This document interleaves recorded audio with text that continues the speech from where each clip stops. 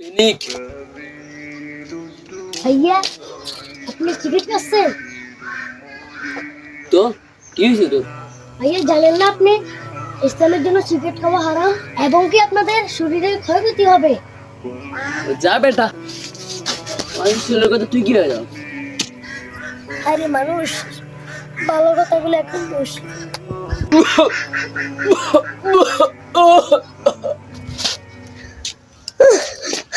উনি কি উনি উপাগিটা না?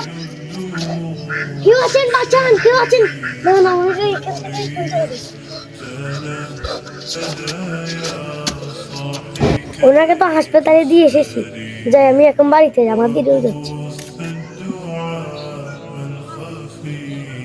জানি না কি আমাকে বাঁচিয়েছে।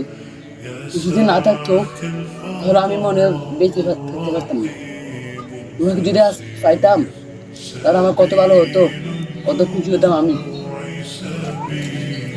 আসসালামু আলাইকুম। ওয়ালাইকুম আসসালাম। কেমন আছেন ভাই? আলহামদুলিল্লাহ, আপনি কেমন আছেন? জি আছি আলহামদুলিল্লাহ। ভাই, তুমি কিন্তু সত্যি কথা বলছো।